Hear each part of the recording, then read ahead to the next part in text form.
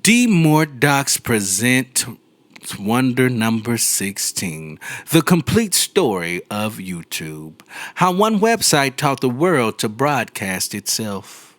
Black, silence, then the unmistakable click of a computer mouse, the soft warm whir of a CRT monitor glowing in a dark room, the dial up screech of an era fading into the steady hum of high speed broadband. Somewhere, a teenager named Jaywid Karam uploads a shaky 19-second clip at the San Diego Zoo that nobody thinks will change anything. Somewhere else, a family records a child's first steps with a heavy camcorder, never imagining millions of strangers will one day watch, archive, and comment on moments just like it. And somewhere, a young creator presses upload for the very first time, without realizing they are helping build the largest, weirdest, and most comprehensive collection of moving images in human history. And without realizing it, you are about to hear the story of how a clumsy little video sharing equipment began pulling the power of broadcasting out of the hands of television executives and opened it up to anyone with a webcam and a dream. Look, let us keep it real right out of the gate. For the entire 20th the entire 20th century, media was a one-way street. A handful of executives in a corporate high-rise decided what the world was allowed to watch and what stories mattered and who got a microphone. Then three former PayPal employees registered a simple domain name and began building a video sharing website. And their monopoly on distribution was permanently challenged. Suddenly, the world went from watching TV to broadcasting it. And there is always more to the story. Before YouTube, think about what sharing a video online looked like before 2005. If you shot a home movie in a mini DV videotape, you could not just tap a share icon. You had to hook up a camcorder to a chunky desktop computer via a firewall cable, compress the footage using clunky software, wait 3 hours for an encoder to finish, and pray your file size was under 10 megabytes so your GeoSite's web hosting account would not crash. If someone wanted to see your video, they had to download a 5-minute file at 50 kilobytes per second, while watching a tiny QuickTime Real Player or Flash video file freeze every 3 frames. The internet was mostly text, grainy photo, and static web pages. Moving images belonged to Hollywood studios, local news stations, and MTV. Moving pictures were expensive, exclusive, and heavy, until 3 guys in the San Maito garage decided that watching video on the web should not feel like pulling teeth. They built a simple flash-based player where you could drop a file and send a link to a friend. They did not build it to start a cultural revolution. They just wanted a reliable place to store video clips. And humanity walked right through the door. Broadcast yourself. The slogan was simple: broadcast yourself. It sounded modest, almost like a tagline for a webcam company, but it was actually a seismic shift in human communication. For the first time, an ordinary person could publish video to a global audience without first needing the approval of a television network. You did not need $1 million studio, a syndication deal, or a spot on the fall television schedule. You just needed a webcam, a quirky idea, and an internet connection. Chad Hurley, Steve Chin, and Jaywid Karam gave the world the tool, but the culture gave it a pulse. At first, the platform was a digital garage sale of video clips. People uploaded footage of their cats, skate park wipeouts, awkward birthday parties, and random animation tests. As broadband connections got faster and digital cameras got cheaper, people started talking directly to the lens. They were not acting like polished news anchors or distant Hollywood actors. They were looking right down the barrel of the camera and speaking directly to the viewer like a close friend. That casual, unscripted intimacy completely rewired a whole generation learned how to communicate online. The viral moment. Before algorithms ruled the homepage, discovery happened through pure, unfiltered word of mouth and email link sharing. This was the era of the internet classic. A baby biting his brother's finger in the UK, a man dancing through every continent on earth, a bizarre techno remix of Romanian pop song called Numa Numa, keyboard cat playing us out. These were not manufactured pop stars backed by major PR firms. They were everyday people who woke up one morning and accidentally captured the attention of 10 million strangers. It was chaotic, goofy, and endlessly entertaining.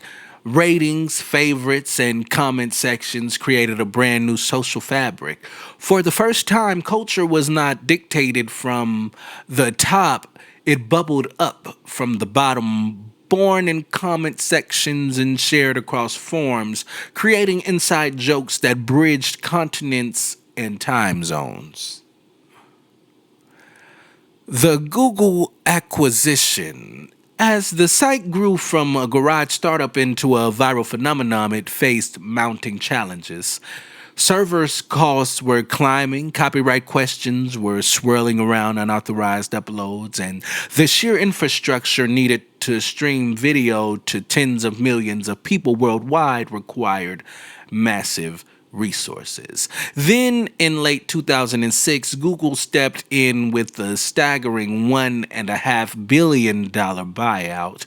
At the time, critics thought Google had lost its mind buying a website full of cat videos and clips pulled straight from television. Instead, it was one of the smartest business moves of the digital age. Google gave YouTube the infrastructure, engineering resources, and financial backing it needed to scale globally. While many competing video platforms struggled to keep pace, shortly after the development of tools like Content ID gave copyright holders a way to manage and monetize their work rather than sue the platform into oblivion, locking in the business model that let everything else flourish. The creator revolution. With tech backing secured, people realized that posting videos for fun could turn into something much bigger. Enter the YouTube Partner Program. When the platform decided to share ad revenue with creators, the entire landscape shifted overnight. A bedroom hobby suddenly turned into a legitimate career path. You no longer had to move to Los Angeles or New York to make a living in entertainment. You could build an audience from anywhere in the world right off your childhood desk. Gamers recording their playthroughs with enthusiastic commentary built massive audiences, paving the way for global icons like PewDiePie. Beauty gurus filming makeup tutorials in front of ring lights pioneered multi-billion-dollar beauty empires. Video essayists, musicians, educators, and sketch comedians carved out spaces for hyper-specific niches that television could never support. The bedroom became a studio, a webcam became a broadcasting network. The algorithm. As the library exploded, the platform needed a traffic controller. Recommendations, watch time metrics, autoplay, and notification bells changed the entire psychology of digital media. The homepage stopped being a static list of recent uploads and became a personalized, hyper-targeted stream designed to keep you engaged for hours. Subscribers turned into loyal fans, communities, notifications trained people to check their phones the second a favorite creator dropped a new video. The algorithm did not just suggest what you might like, it shaped viewing habits, created new genres of hyper engaging content, and proved that attention was the most valuable currency in the internet, or on the internet, I should have said. Music changed forever. Music discovery was never the same after the platform took over. Before this era, finding a rare song or a live performance meant digging through physical record stores or staying up late for a music video countdown on cable. Suddenly, an enormous catalog of music videos, live performances, and fan uploads became instantly accessible. Independent musicians bypassed traditional record labels entirely, uploading songs straight from their laptops and building global fan bases overnight. At that point, a completely new meta culture was born. Reaction videos, acoustic covers, and breakdown tutorials where fans analyzed every second of an artist's new release. Record labels had to completely rethink how music was marketed, realizing that a viral video moment could shoot an unknown track straight to the top of the charts. Learning changed forever. Yet the platform was not just about entertainment. It quietly became one of the greatest classrooms ever assembled. Need to learn how to fix a leaky faucet in your kitchen at midnight? There is a 10-year-old tutorial filmed with shaky lighting by a retired plumber waiting to show you step by step. Want to understand quantum physics, study a foreign language, code a website from scratch, or watch a full university lecture from MIT? Entire educational curriculums became accessible for free. DIY culture exploded. Cooking tutorials, makeup application guides, car repair manuals, and artistic masterclasses were suddenly available to anyone with an internet connection. Education was no longer locked behind classroom doors, it was open source. Television lost the living room. Fast forward to today, and the platform has transformed into an entertainment giant that dwarfs traditional television. Cable subscription numbers dropped as living room TV sets shifted from cable boxes to streaming apps. Studio backed creator productions, multi-hour interview podcasts, and cinematic documentary series prove that independent creators could match or exceed Hollywood production values. Then came MrBeast, pushing the scale of online video into massive high-budget philanthropic stunts and elaborate challenges that drew hundreds of millions of views in a single day. With the arrival of shorts, the platform mastered fast-paced vertical video while keeping its crown as the king of long-form deep dives. It is television, movie theater, classroom, and community center all wrapped into one glowing screen. The Midnight Rabbit Hole. Yet the cultural impact is not just measured in billions of views or massive production budgets, it is measured in the quiet personal rituals of the viewer. It is rushing home from school, dropping your backpack on the floor, and frantically refreshing your subscription feed to see if your favorite creator uploaded today. It is falling into a recommendation rabbit hole at 2 in the morning, clicking from a video about ancient history to a deep dive on how staplers are manufactured, wondering how you got here. Or I should say there. Yeah.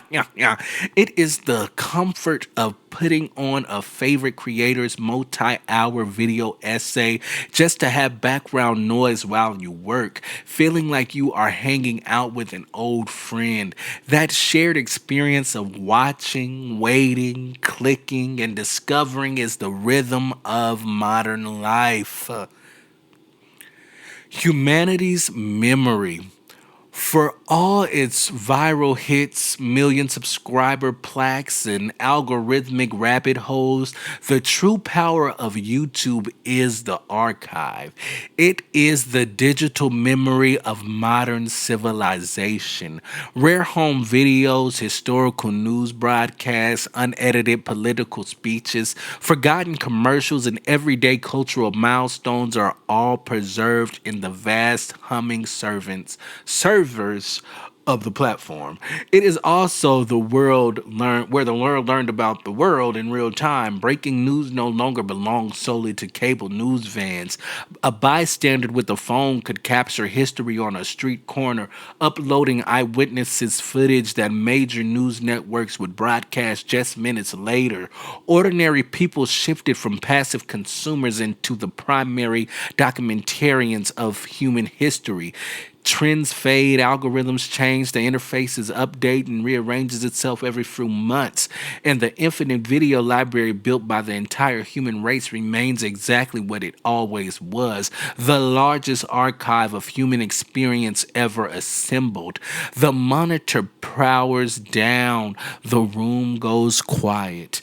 I am D. Moore, and remember, headlines fade, culture lasts, because there is always more to the story.